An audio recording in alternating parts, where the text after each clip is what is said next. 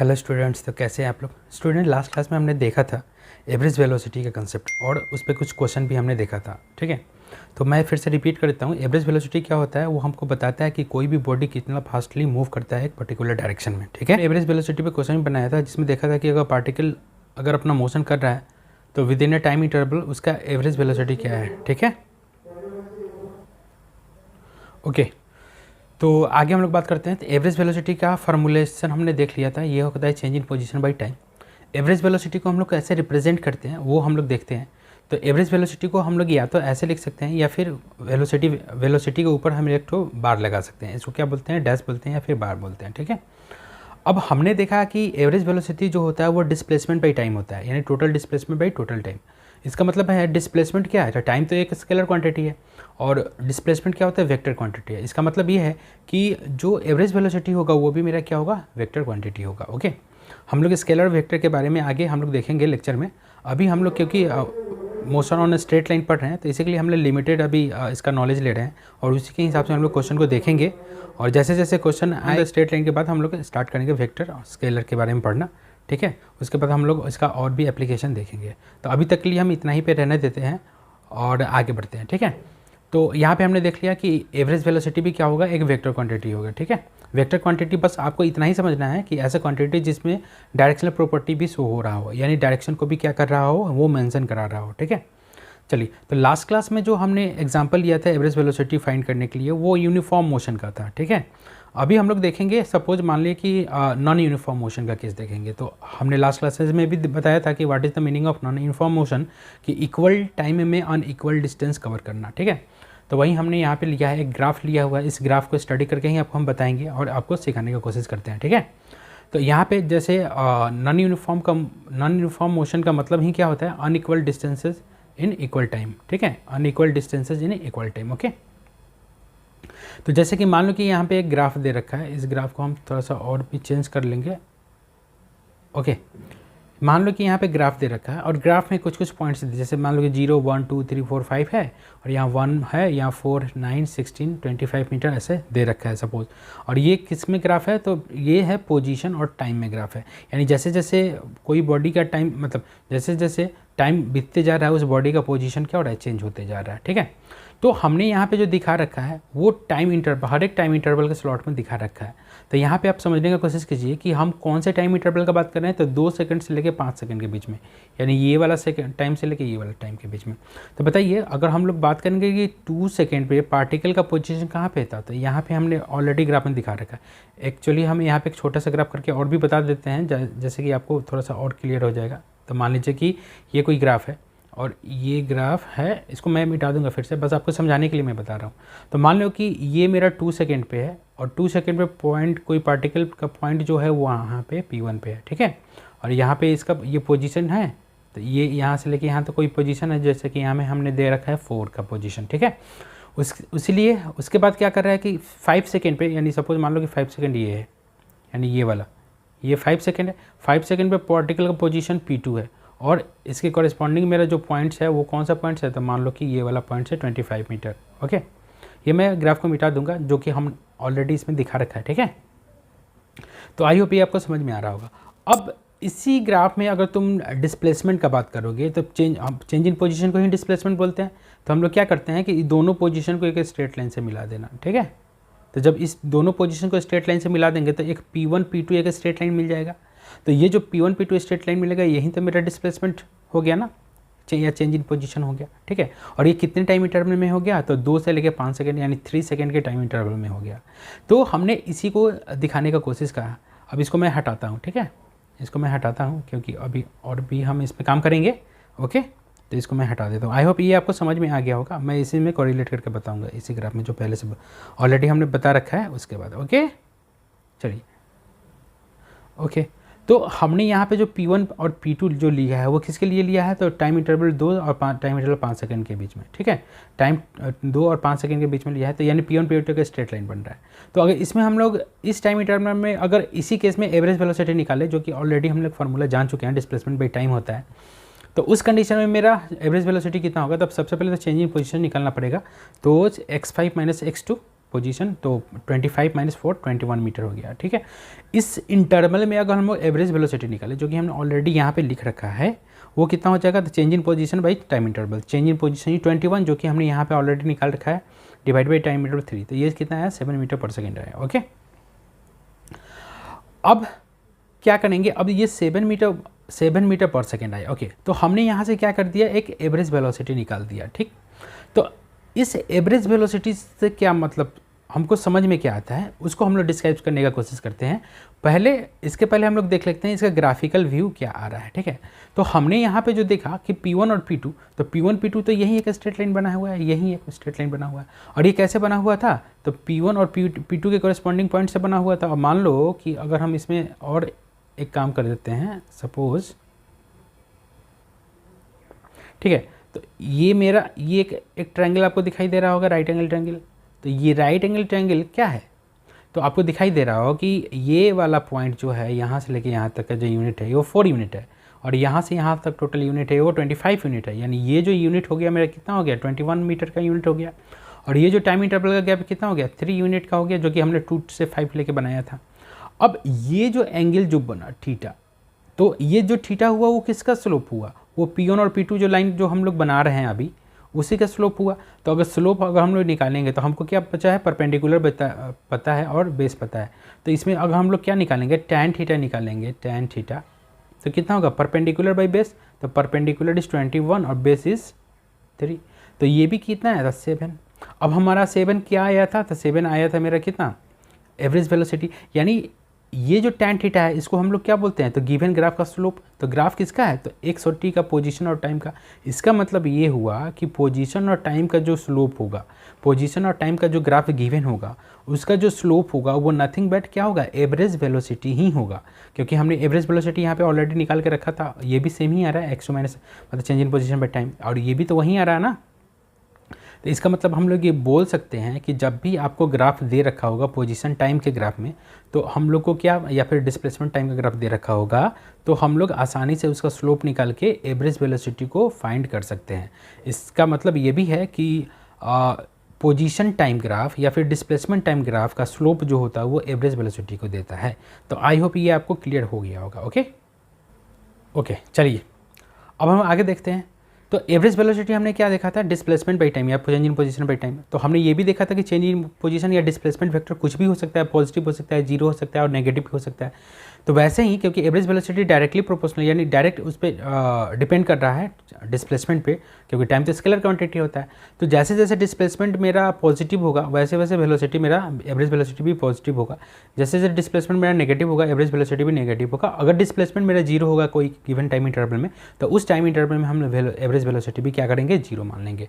तो वही हमने लिखा है कि average velocity positive when displacement is positive, average velocity is zero when displacement is zero, average velocity is negative when displacement is negative. Okay, इसको हम लोग एक और तरीका से देखते हैं, ग्राफिकल नेचर से देखते हैं।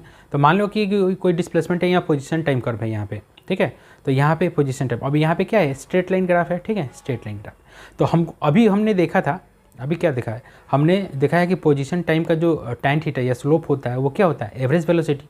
तो यहाँ पे तुम देखो कि ये अगर तुम थीटा लोगे, थीटा, तो इसमें टैन थीटा का कुछ वैल्यू आएगा। अब तुम देखो कि इस लाइन के लिए ये थीटा कभी भी तो चेंज कर नहीं रहा है, यानी टैन थीटा जो भी आएगा यहाँ पे, अभी यहाँ थीटा है वो क्या है, 90 डिग्री से छोटा। तो इसका मतलब जब भी थीटा 90 डिग्री से छोटा है तो टैन थीटा का जो वैल्यू आता है वो पॉजिटिव आता है, ठीक है, और कांस्टेंट है। कांस्टेंट इसलिए क्योंकि ये थीटा चेंज नहीं कर रहा है, ठीक है। यानी ये जो मेरा गिवन ग्राफ है, जो पोजीशन और टाइम के बीच में जो ग्राफ है, और ये ग्राफ कैसे जा रहा है, तो इसके ओरिजिन से स्ट्रेट लाइन पे है, तो हम लोग समझ सकते हैं कि इसका टैन थीटा पॉजिटिव होगा और कांस्टेंट होगा। यानी पोजीशन टाइम ग्राफ का जो टैन थीटा वो एवरेज स्पीड होता है, सॉरी एवरेज वेलोसिटी होता है। तो इसमें हम लोग बोल सकते हैं कि अगर इस पोजीशन टाइम ग्राफ का एवरेज वेलोसिटी पे कमेंट करना होगा तो हम लोग बोल सकते हैं एवरेज वेलोसिटी पॉजिटिव होगा और कांस्टेंट होगा। यानी इस केस के लिए एवरेज वेलोसिटी कांस्टेंट है और पॉजिटिव है। तो यहाँ पे पॉजिटिव एवरेज वेलोसिटी का हमको फंडा समझ में आ गया। यहाँ पे देखते हैं, और ऐसे भी देख सकते हैं चेंज इन पोजीशन क्या होता है, तो इनिशियल पोजीशन तो जीरो है, फाइनल पोजीशन कुछ तो पॉजिटिव है क्योंकि ऊपर ग्राफ है। तो यहाँ पे ऐसे भी देख सकते हैं, ये हम स्लोप से समझ में आ गया और चेंज इसमें डायरेक्ट पॉइंट से समझ में आ जाएगा। तो एवरेज वेलोसिटी क्या होता है, चेंज इन पोजीशन। तो ये एक्स नॉट क्या हो गया, कुछ पॉजिटिव पोजीशन ऊपर है, और ये इसका इनिशियल पोजीशन क्या है, ओरिजिन पे है। तो positive minus zero positive divided by time, time is also positive, तो ये क्या हो गया, तो ये पॉजिटिव टर्म आ गया। ओके, हमने स्लोप से भी इसको देख लिया और इसको पॉइंट से भी हमने समझ लिया। अब यहाँ पे देखो, पहले पॉइंट से समझ लेते हैं। तो पॉइंट से यहाँ पे क्या है कि देखो जीरो टाइम पे, जब टाइम जीरो था तो पोजीशन क्या था, यहाँ पे था पार्टिकल का, ध्यान से समझना। जब टाइम यहाँ पे था जीरो पे, तो पोजीशन क्या था, यहाँ पे था। अब जब टाइम t1 पे था तो पोजीशन मेरा क्या है, कोई भी बॉडी का यहाँ पे, यानी x0 हो गया। अब आपको ग्राफ से ही समझ में आ रहा होगा कि x0 का जो पोजीशन है वो ओरिजिन से क्लोजर है विथ रिस्पेक्ट टू x1। इसका मतलब x1 क्या है, x1 का डिस्टेंस है ना ज़्यादा है x0 के रिस्पेक्ट में, यानी x1 is greater than x0। तो जब चेंज इन पोजीशन करेंगे तो फाइनल पोजीशन यानी t टाइम में, 0 से t1 टाइम में क्या होगा, तो फाइनल पोजीशन तो x0 का है, तो x0 minus x1 divided by t1। तो कौन सा t1, तो यहाँ से लेके यहाँ तक जो टाइम लगा है वो। आई होप आपको समझ में आ रहा होगा, ठीक है। तो अब देखो, तो कम में से ज़्यादा को घटाएंगे तो नेगेटिव आएगा, तो इसीलिए हमने यहाँ पे एवरेज वेलोसिटी को क्या लिख दिया, नेगेटिव लिया। क्यों, क्योंकि यहाँ पे पहले पोजीशन x1 पे बहुत दूर था, बाद में उसके करीब आ गया, यानी डिस्टेंस कम हो गया। तो जब चेंज निकालेंगे तो क्या हो जाएगा, नेगेटिव आएगा। इसका मतलब यहाँ पे डिस्प्लेसमेंट भी नेगेटिव है। इसका मतलब ये है कि मेरा वेलोसिटी जो होगा, एवरेज वेलोसिटी, वो भी मेरा क्या हो जाएगा, तो नेगेटिव होगा। थर्ड वाले केस में देखिए कि थर्ड वाले केस में क्या है, एक स्ट्रेट लाइन ग्राफ है, और ये स्ट्रेट लाइन का मतलब क्या होता है कि टाइम के किसी भी वैल्यू के लिए टाइम वैल्यू बढ़ते जा रहा है, पोजीशन चेंज ही नहीं हो रहा है। तो ये आप कैसे समझ सकते हो, तो ये आप समझ सकते हैं रेस्ट के पोजीशन पे, यानी पोजीशन चेंज नहीं होने का मतलब क्या, हमने बताया था कि अगर कोई भी बॉडी अपने पोजीशन को चेंज नहीं करता है विथ रिस्पेक्ट टू टाइम, तो वो बॉडी रेस्ट में होता है। तो जब ये बॉडी रेस्ट में है तो इसका एवरेज वेलोसिटी कितना हो जाएगा, तो average velocity change in position, तो x0 माइनस x0, क्योंकि पोजीशन तो चेंज हो ही नहीं है, कोई भी टाइम इंटरवल में लिख लेंगे तो डिस्प्लेसमेंट जीरो है, तो एवरेज वेलोसिटी भी जीरो आएगा, ठीक है। तो ये अब तक पोजीशन इस दोनों को बताया। हम इसको टैन थीटा से भी डिनोट कर सकते हैं। तो हमने बताया था कि जब भी हम लोग को एंगल लेना होता है, ठीक है, वो हम लोग एंटी क्लॉकवाइज में ही लेते हैं, ठीक है। अगर एंटी क्लॉकवाइज एंगल जो होता है वो पॉजिटिव माना जाता है, और क्लॉकवाइज जो एंगल होता है वो नेगेटिव माना जाता है। हमने इसको बेसिक मैथमेटिक्स में ऑलरेडी एक्सप्लेन करके रखा हुआ है। अगर आप अभी आपको परेशानी हो रही है तो आप चैनल पे जाइए, बेसिक मैथमेटिक्स देखिए 11th क्लास में, वहाँ पे आपको सब चीज़ क्लियर हो जाएगा। तो यहाँ पे मैं ड्रॉ करके बता रहा हूँ। जैसे यहाँ पे क्या है, ये थीटा नीचे है, तो थीटा नीचे मतलब क्या है, क्लॉकवाइज में है, और ये क्लॉकवाइज होता है, ये वाला क्लॉकवाइज होता है। तो क्लॉकवाइज है तो टैन थीटा कितना हो जाएगा, टैन माइनस थीटा हो जाएगा क्लॉकवाइज में, ठीक है। तो tan minus theta minus tan theta होता है, ठीक है। तो अगर ज्योमेट्रिकल एंगल देखेंगे तो ये थीटा है, तो ये भी थीटा हो जाएगा ज्योमेट्रिकल एंगल, ठीक है। तो कितना हो जाएगा, तो फिर वही है कि दिस डिवाइडेड बाई दिस। अब क्योंकि ये नेगेटिव आ रहा है तो इसीलिए नेगेटिव चीज़ इसके साथ क्या होगा, एसोसिएटेड होगा, क्योंकि हमने वहाँ भी बता रखा है कि tan minus theta equals to minus tan theta होता है, ठीक है। इस तरह भी आप लोग कंसीडर कर सकते हो, या फिर हम इसको ऐसे भी कंसीडर कर सकते हैं कि एंटी क्लॉकवाइज में भी इसको कंसीडर किया जा सकता है। ऑलरेडी हमने बेसिक मैथमेटिक्स में पढ़ा रखा है। अगर सपोज मान लो कि ज्योमेट्रिकल एंगल अगर थीटा लेते हैं, अगर इसको ज्योमेट्रिकल एंगल थीटा लेते हैं, तो हमको क्या लेना होगा, इसका प्रॉपर एंगल लेना पड़ेगा। तो प्रॉपर एंगल लेने के लिए क्या, हमको एंटी क्लॉकवाइज डायरेक्शन में जाना होगा, ठीक है। तो इस लाइन का एंगल हमको एंटी क्लॉकवाइज देखेंगे तो ये यहाँ से लेके यहाँ तक कौन सा एंगल हो जाएगा, 360 माइनस थीटा, ठीक है। तो टैन 360 माइनस थीटा वो क्या कितना होता है, तो माइनस टैन थीटा ही होता है। तो दोनों तरीके से सेम ही आंसर आएगा, नेगेटिव ही आएगा, ठीक है। तो हो सकता है आपको यहाँ पे क्लियर नहीं हो रहा होगा, क्योंकि हो सकता है कि आपने बेसिक मैथमेटिक्स नहीं पढ़ा होगा, तो यहाँ पे परेशानी हो रही होगी। तो इसको हम लोग क्या करते हैं और ईजी तरीके से बोलते हैं, क्लॉकवाइज डायरेक्शन में नेगेटिव ले लो और एंटी क्लॉकवाइज डायरेक्शन में, कन्वेंशनल डायरेक्शन है तो उसको पॉजिटिव ही लेते हैं। अगर फिर भी दिक्कत हो रहा है तो एक बार मैथमेटिक्स वाले चैनल पे चले जाइए, मतलब मेरे जो बेसिक मैथमेटिक्स का जो लेक्चर है उसको देख लीजिए, तब आपको क्लियर हो जाएगा, ठीक है। वैसे भी पोजीशन से तो आपको क्लियर हो ही रहा होगा, अगर सपोज मान लो कि यहाँ इस कंडीशन में स्लोप से अगर क्लियर नहीं हो रहा है तो, ठीक है। अब चलिए यहाँ पे अगर स्लोप का बात करते हैं तो यहाँ पे थीटा कितना है, तो जनरली स्लोप जो हम निकालते हैं वो एक्स एक्सिस से निकालते हैं। यहाँ तो एक्स एक्सिस के जगह पे यहाँ पे क्या है, तो टाइम एक्सिस है, तो जो भी निकालेंगे तो हम इस हॉरिजॉन्टल टाइम एक्सिस से ही निकालेंगे। तो इस टाइम एक्सिस से अगर यहाँ पे देखेंगे तो जीरो एंगल बना रहा है, तो इसमें tan 0 0 होता है। तो इस केस में हम लोग बोल सकते हैं कि यहाँ पे tan थीटा भी जीरो है। तो tan थीटा जीरो होने का मतलब क्या है कि एवरेज वेलोसिटी भी मेरा जीरो आ रहा है।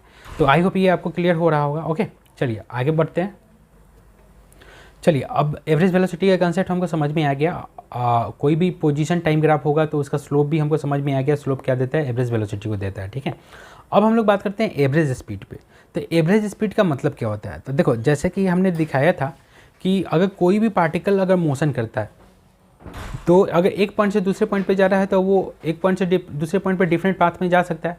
तो जब वो डिफरेंट पाथ में जा सकता है, एज फॉर एग्जांपल कि मान लो कि कोई बॉडी है, वो ए पॉइंट से बी पॉइंट पे जाना है उसको, तो ए पॉइंट से बी पॉइंट पे वो डिफरेंट पाथ पे जा सकता है, इस पाथ पे भी जा सकता है, इस पाथ पे भी जा सकता है, कोई सा भी पाथ पे जा सकता है। तो मान लो कि ये पाथ 1 है और ये पाथ 2 है, तो जब तुम दोनों पाथ पे जाओगे तो दोनों पाथ पे क्या होगा, डिस्टेंस अलग कवर करोगे। तो जब तुम डिस्टेंस अलग कवर करोगे तो इसका मतलब क्या होगा, इसका मतलब ये हो गया कि कितने टाइम में तुम डिस्टेंस कवर कर रहे हो, ठीक है। क्योंकि हम लोग जब भी कोई भी मोशन करते हैं तो टाइम के साथ ही करते हैं। तो एवरेज स्पीड जो डिफाइन होता है वो क्या होता है, तो टोटल पाथ लेंथ, मतलब जिस पाथ पे वो पार्टिकल या कोई भी बॉडी चल रहा होगा उसका पाथ लेंथ डिवाइडेड बाई उस पाथ को कितने टाइम इंटरवल में वो कंप्लीट कर रहा है, ठीक है। तो वही हमने लिख रखा है कि it is defined as the total path length travelled divided by the total time interval during which the motion has taken place.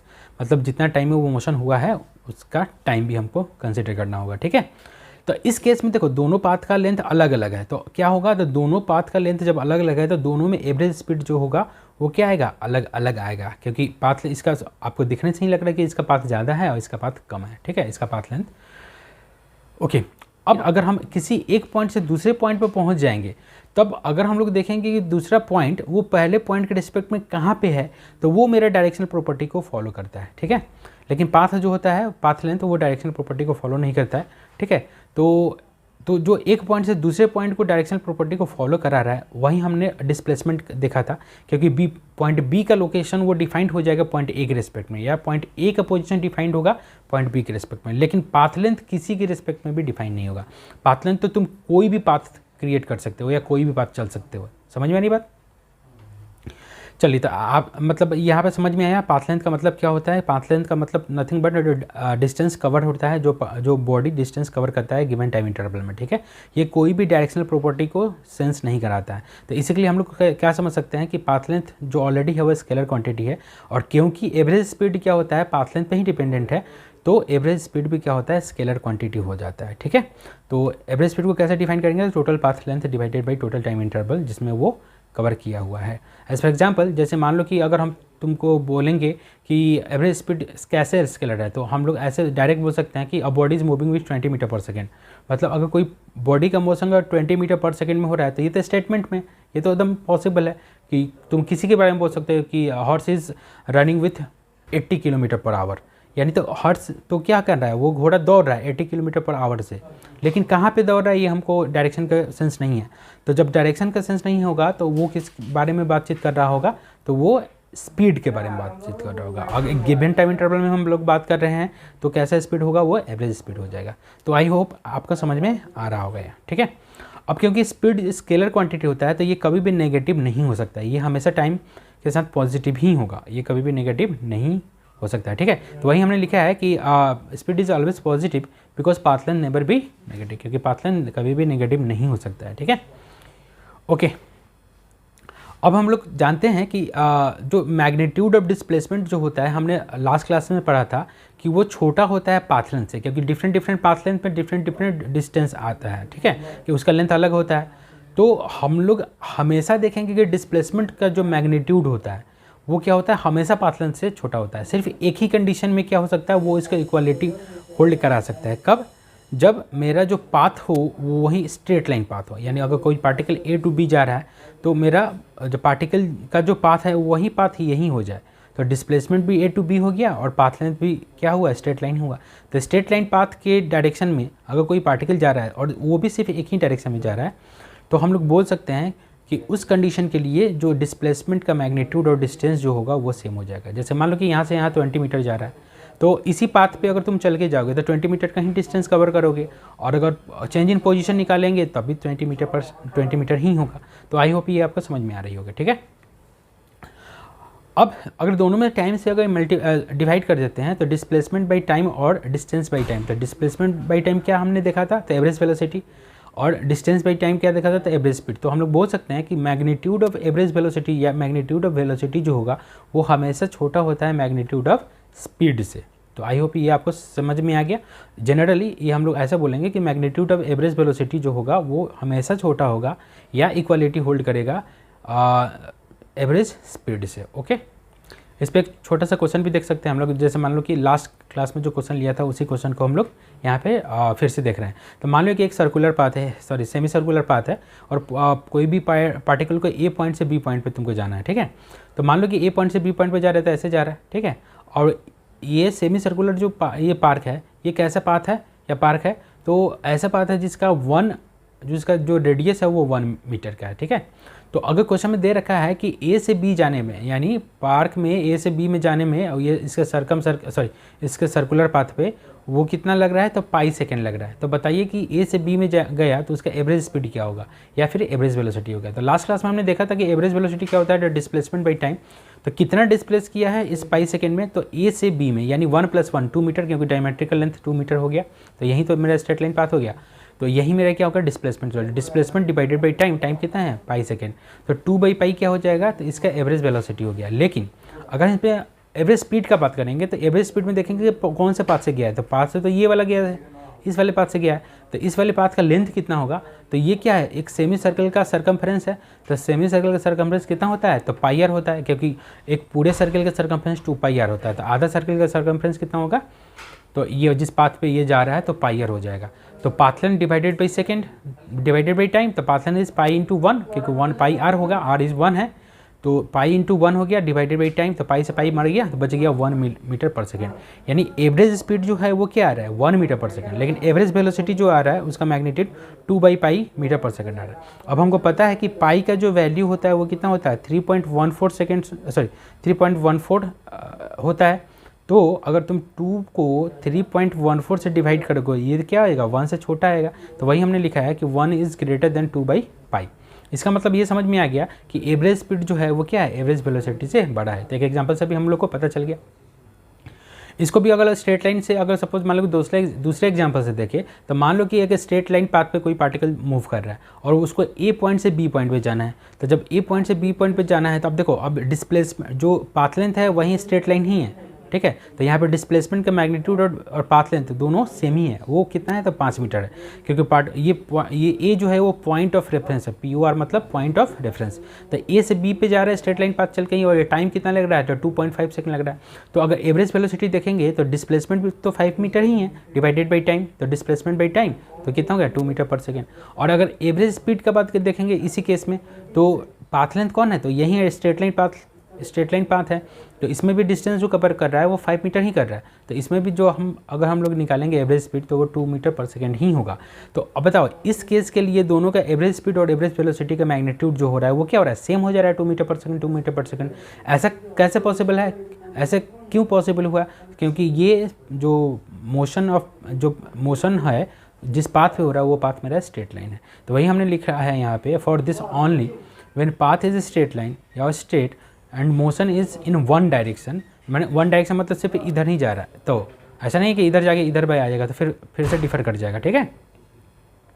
यानी पाथ क्या होगा, स्ट्रेट लाइन हो, और मोशन जो हुआ वो यूनि डायरेक्शनल हो, यानी एक ही डायरेक्शन में मोशन करके एक पॉइंट से दूसरे पॉइंट पे अगर जा रहा होगा, तब उस केस में जो एवरेज वेलोसिटी और एवरेज स्पीड होगा वो दोनों का मैग्नीट्यूड क्या हो जाएगा, तो इक्वल हो जाएगा। यानी इक्वालिटी उस केस में ही होल्ड करेगा। तो आई होप ये आपको समझ में आ रहा होगा। ओके, तो आपको ये समझ में आ गया। क्वेश्चन नंबर 3.1 है NCERT का, उसको ये सिमिलर प्रोसेस पे है, सिमिलर कंसेप्ट पे है, तो इसको आप लोग क्या कर सकते हो, ट्राई कर सकते हो, ठीक है। तो 3.1 है NCERT का 11th। ओके, अब हम लोग बात करते हैं इंस्टेंटेनियस वेलोसिटी और इंस्टेंटेनियस स्पीड। अभी हम लोग ने एवरेज स्पीड जो देखा या एवरेज वेलोसिटी देखा, उसमें हमने क्या देखा कि एक गिवन टाइम इंटरवल में कोई भी पार्टिकल कितना फास्टली मूव कर रहा है वो उसको बता रहा था। लेकिन अगर हमको जानना हो कि अगर सपोज मान लो कि पार्टिकल जब मूव कर रहा है तो कोई भी पर्टिकुलर इंस्टेंट पे उसका वेलोसिटी या उसका स्पीड कितना होगा। जैसे मान लो कि कोई पार्टिकल ऐसा मूव कर रहा है, ये पार्टिकल मूव कर रहा है, अब ये यहाँ पे क्या है, मार्किंग पॉइंट भी हो सकता है। मान लो कि ये 5 मीटर 6 मीटर सब, तो अगर ये जब ऐसे मूव करके जा रहा है तो यहाँ भी कुछ टाइम पे होगा, यहाँ भी कुछ टाइम पे होगा और यहाँ भी कुछ टाइम पे होगा।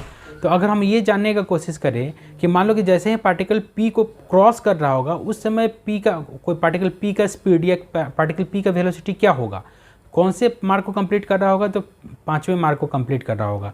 तो ये जो पर्टिकुलर वेलोसिटी या पर्टिकुलर स्पीड है वो किसके लिए है, तो 5 के लिए है। आगे जाके ये 8 के लिए बनेगा, 9 के लिए बनेगा, या 6 के लिए, 7 के लिए, किसी भी पर्टिकुलर पॉइंट के लिए बन सकता है। तो ये जो पर्टिकुलर पॉइंट के लिए अगर हम लोग इंटरेस्टेड हो जाएंगे कि उस पॉइंट पे पर्टिकुलर उस पॉइंट पे वेलोसिटी क्या है या स्पीड क्या है, तो वो किस चीज़ को बताता है, वो एवरेज को नहीं बता पाता है। वो क्या बताता है, वो इस पर्टिकुलर पॉइंट को हम लोग बोलते हैं इंस्टेंटेनियस पैरामीटर। यानी अगर उसके स्पीड को फाइंड करेंगे उस पर्टिकुलर पॉइंट पे तो उसके स्पीड को बोलेंगे इंस्टेंटेनियस स्पीड। अगर उसके वेलोसिटी को फाइंड करेंगे उस पॉइंट पे तो उसके वेलोसिटी को क्या बोलेंगे, इंस्टेंटेनियस वेलोसिटी। तो इंस्टेंटेनियस का मतलब ये होता है कि कोई भी पर्टिकुलर टाइम पे, एक छोटे से टाइम के लिए, ठीक है। चलिए तो इसको आगे हम लोग बढ़ाते हैं। जैसे कि हमने ऑलरेडी बोल रखा है कि ये पहले से लिया हुआ जो मेरा एग्जाम्पल था वही एग्जाम्पल को मैंने यहाँ फिर से लिया है। तो जीरो से कोई पार्टिकल जीरो से स्टार्ट करके अपना मोशन 20 मिनट में जा रहा है ए पे, फिर ए से बी में जा रहा है और बी से सी में जा रहा है। जैसे लास्ट क्लासेस में हमने जो एग्जाम्पल लिया था उसी एग्जाम्पल को हम यहाँ पे ले रहे हैं। तो इस केस में अगर कोई भी टाइम इंटरवल में तुम देखोगे ना, तो यहाँ जीरो से लेके ए, तो जीरो से लेके ए में मतलब 20 मिनट, तो 20 मिनट के टाइम इंटरवल में जो एवरेज वेलोसिटी आएगा, वो एवरेज होगा। फिर वहीं ए टू बी में जो भी वेलोसिटी आएगा एवरेज होगा। तो अब हमको क्या करना है, हमको पर्टिकुलर टाइम पे निकालना है या पर्टिकुलर पोजीशन में निकला कि अगर 10 को क्रॉस कर रहा होगा तो 10 पे इसका वेलोसिटी कितना होगा, या 13 पे क्रॉस कर रहा होगा तो 13 में वेलोसिटी क्या होगा, ये हमको निकालना है, ठीक है। तो उसको निकालने के लिए हमको इंस्टेंटेनियस कंसेप्ट देखना होता है, जो कि हमने ऑलरेडी डिस्कस कर रखा है, ठीक है। इसको हमने यहाँ पे लिखा भी है कि instantaneous velocity tells about velocity of any body at any particular time और इंस्टेंट और मोमेंट। ये तीनों सेम ही चीज़ होता है। किसी भी मोमेंट पे, किसी भी इंस्टेंट पे या किसी भी पर्टिकुलर टाइम पे क्या डिस्क्रिप्शन देता है, तो इंस्टेंटेनियस वेलोसिटी या इंस्टेंटेनियस पैरामीटर का डिस्क्रिप्शन देता है, ओके। अगर इसको डिफाइन करना चाहेंगे तो कैसे करेंगे कि ये जो होता है वो लिमिटिंग वैल्यू होता है एवरेज वेलोसिटी का, ठीक है। एवरेज वेलोसिटी को अगर बहुत छोटा करते जाएंगे तो वही मेरा क्या बन जाता है, इन्फाइनाइटेसिमली स्मॉल टाइम इंटरवल बन जाता है। और इस छोटे से टाइम इंटरवल में जो एवरेज वेलोसिटी हो जाता है वो क्या हो जाता है, तो इंस्टेंटेनियस वेलोसिटी देने लगता है। अब यहाँ पे अभी आपको समझ में नहीं आ रहा होगा कि डायरेक्ट डिस्क्रिप्शन से ये कैसे होगा कि एवरेज वेलोसिटी इंस्टेंटेनियस वेलोसिटी कैसे बन गया है। तो इसको समझाने के लिए हम एक ग्राफिकल व्यू ले लेते हैं, उसके बाद आप आगे बढ़ते हैं। यहाँ पे देखिए, जैसे कि हमने एक ग्राफिकल व्यू लिया है कोई भी पर्टिकुलर मोशन का, ठीक है। मान लिया कि यहाँ पे एक बॉडी को लिया है, जो बॉडी क्या हो रहा है, मोशन में है, और मोशन जब है तो डिस्प्लेसमेंट भी कर रहा है या पोजीशन अपना चेंज कर रहा है, ठीक है। तो यहाँ पे हमने कुछ टाइम इंटरवल भी दे रखा है 1 2 3 4 5 6 7 एंड 6 8 9 10 करके हमने एक गिवन डेटा ले लिया। इस डेटा से ही हम यहाँ पे समझाने की कोशिश करेंगे, ठीक है। कोई भी आर्बिट्रेरी डेटा लिया जा सकता है, ठीक है, या फिर अगर गिवन रिलेशन होगा उस रिलेशन से भी हम लोग डेटा निकाल सकते हैं। तो अभी क्योंकि आपको समझाना है तो इसके लिए हमने कोई भी डेटा यहाँ पे हम ले रहे हैं, ठीक है। तो इस केस के लिए देखो, अगर हम लोग इंटरवल में बात करें कि 3 से 7 के इंटरवल में, तो इसको और अच्छे से समझाने के लिए ना हम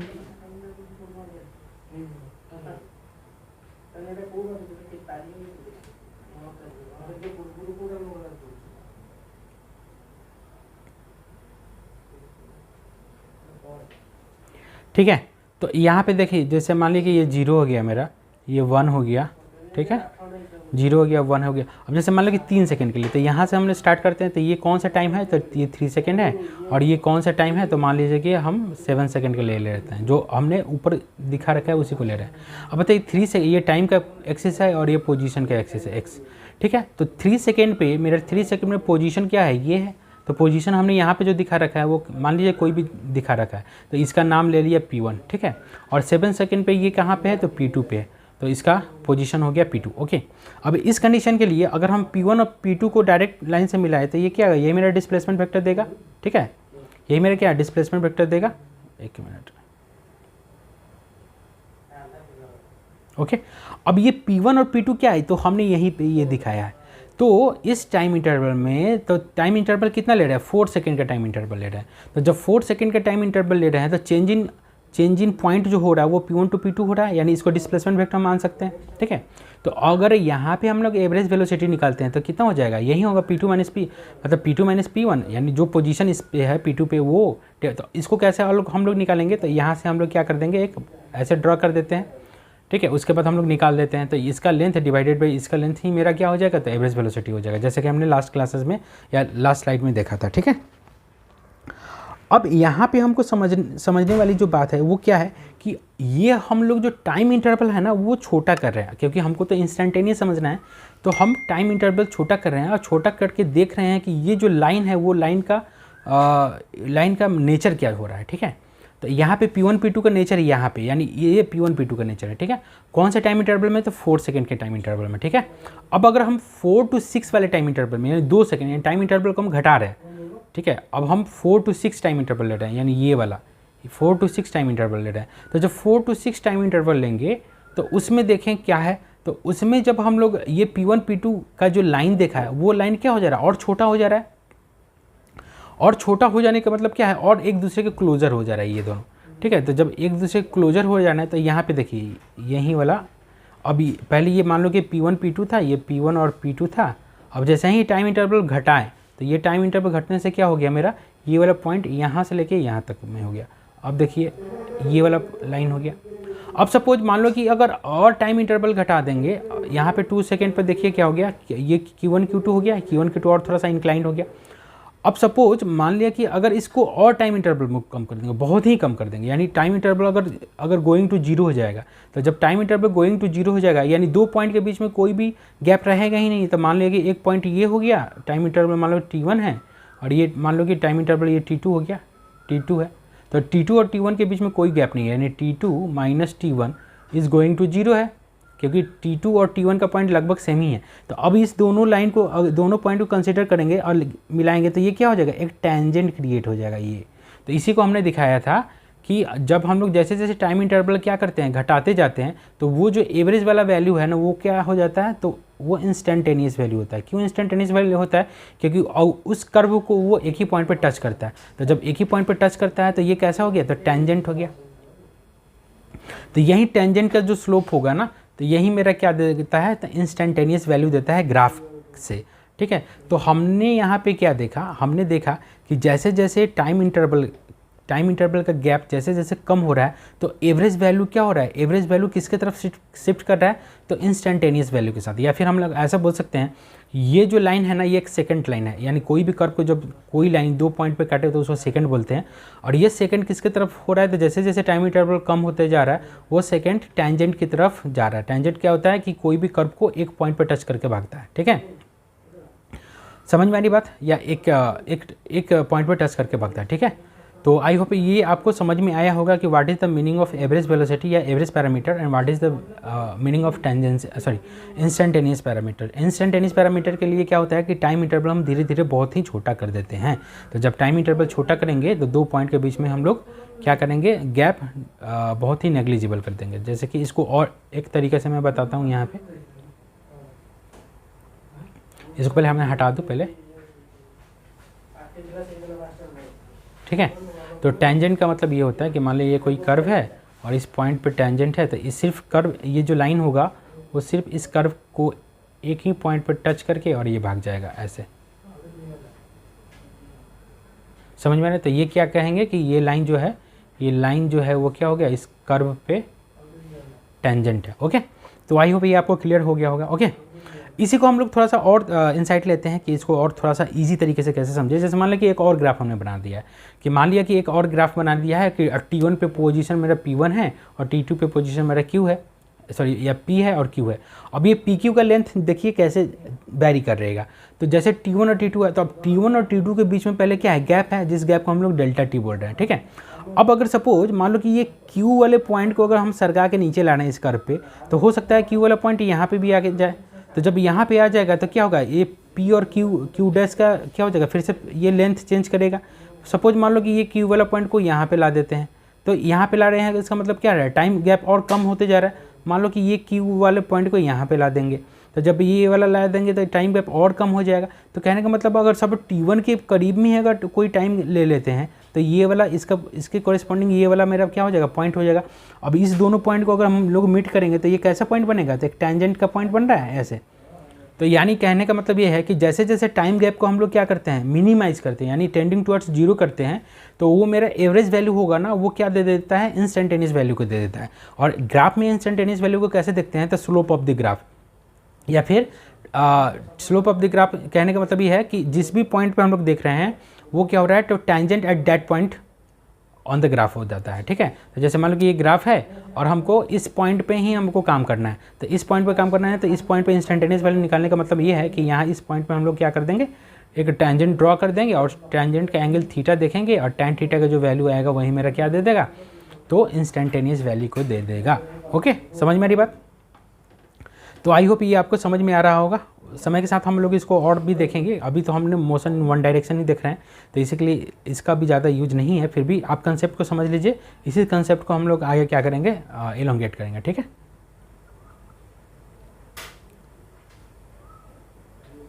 ओके।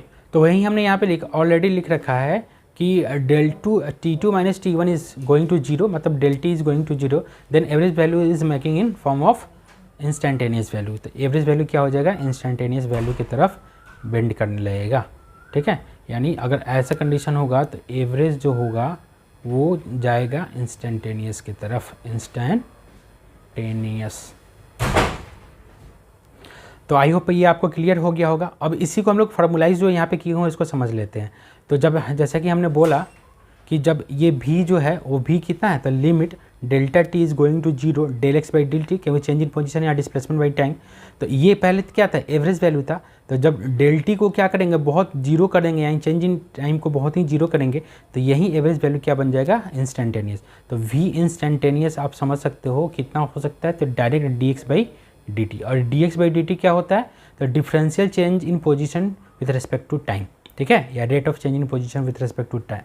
अगर ये आपको अभी समझ में नहीं आ रहा है तो चले जाइए, आप चैनल पे चले जाइए, वहाँ पे बेसिक मैथमेटिक्स सेक्शन में आपको इसका मतलब समझ में आ जाएगा। ठीक है, चलिए आगे बढ़ते हैं।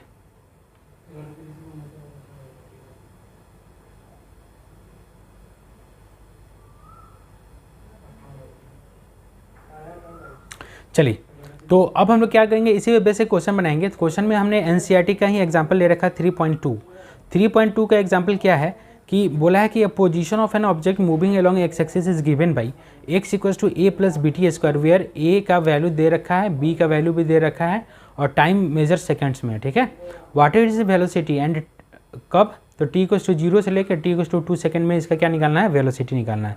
ठीक है, तो वेलोसिटी निकाल देंगे।